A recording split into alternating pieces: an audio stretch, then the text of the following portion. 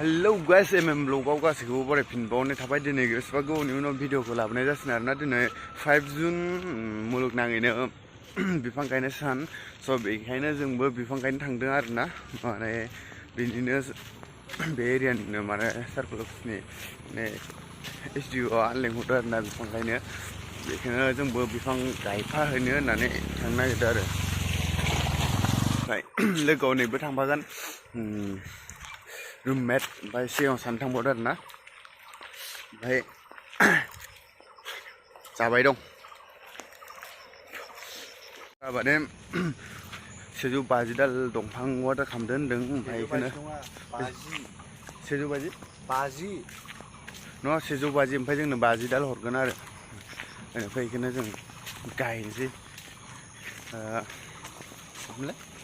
बोथोराबो मोजांथार ओमफ्राय नैयो साब डिभिजन अफिस आरोना एसे सिङाव थांबाथाय नुसिगोन ओमफ्राय बै मोनसेया बेरगाव कट खोमा बेरगाव कट ओमफ्राय साब डिभिजन फिल्डआव आसारि गाव सानफ्रामबो अखल आसारि नङा माथो republic day republic day 15 August सबखौबो खालामो रिपाब्लिक डे आरो 15 आगस्ट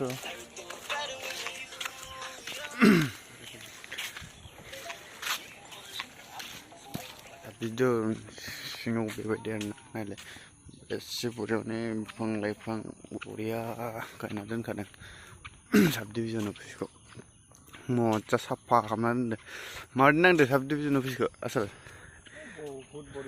जोंनिखिजायनियाथ' बिफां लाइफाङानो गैया मालायसिना न'हाय बेसे बिफां लाइफां खालामना दोनदों एसे साफा खालामना दोनदों आं ओंखाम फैबाय थायो बेयाव साफा स' लोगोफोर दिनै गासिबो खनसे बिफांखौ गायजोब दिनैल' नङा सानफ्रामबो गायबाय था सम मोनबा मोनगोन मानोना थांना थानायनि राहाया जोंना बिफां लाइफाङानो नालाय नायनो हागोन नोंसोर अफिसखौबो आरो बरिया बिफां लाइफांजों साजायनो दोनदों नालाय सोरगिदिंजों फुरा सोमखोर सोमखोर बरिया नुखायो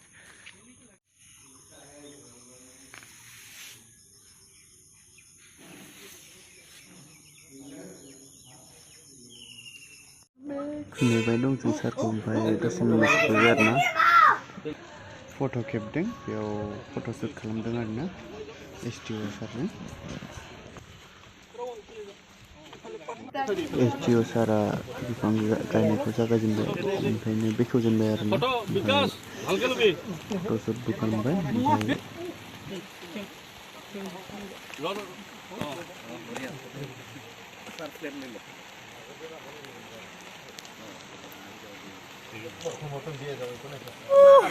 अखा सिजाजोब्बाय गाइस आकाश কি কৰিব লাগে আজি হ্যাপি এনভায়রনমেন্ট ডে গাইস সবে গছ পুলি ৰুবি আমি চা বৰষুণতো পুৰা লৈ কেনে আমার প্রকৃতির ভাবে আমি যুঁজি আছো যুঁজি আছো আগন্তুক যুঁজি থাকিম আমাৰ ইউটিপি জুই আমাৰ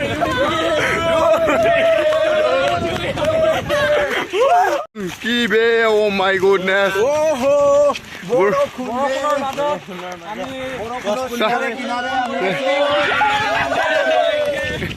ওই গাড়ি আইছে स' अखा सिजाजोब्बाय जोङो माबा SDO निफ्राय लानानै फैदोंमोन आरोना बिफांखौ अखा जि गोसा हाबाय इपिने बरखुन र सेल्फी लम ভিডিও গছৰ পুলি কেলা মই নাই লাগা নাই বে ৰ মই নাই আবে ডাউন হ ৰাজক হৈ গ'ল Oh no! So अखा सिजाजोब्बाय जोङो पुरा थुफेर अखा सिजादों सिजादों नोंबो स' जोंबो एफा खस्थ' गायदों नोंसोरबो गायदो लोगोफोर जों अखा सिजा गायबावदों नोंसोर गाबोन समफोर गायबाबो जागोनलै आरामसे ओइ नोङो सिगाङाव थांलाय नों थाबाय माबाब्रा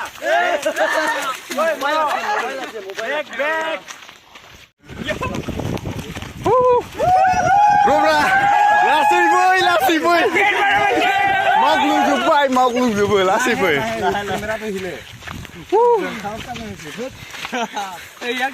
Cai manis! আজি 5 জুন বিশ্ব পৰিৱেশ দিৱসৰ উপলক্ষে আমি গছপুলি একজনে সবে গছপুলি ৰোপণ কৰিবলৈ ওলাইছো সো সবে যাতে গছপুলি ৰুৱে আৰু আমাৰ পৰিৱেশখন সুন্দৰ কৰি থয়, সুন্দৰ আৰু সেউজীয়া কৰি ৰাখে। সোহেল দাৰবেশ কিবা এটা কবি নেকি? কিবা মানে কি ক'ম, আজি 5 জুন বিশ্ব পৰিৱেশ দিৱস হয়, সকলোৱে যাতে গছপুলি ৰুৱে আৰু গছপুলি যাতে ধ্বংস নকৰে সেইটো স্পেচিয়েলি কওঁ।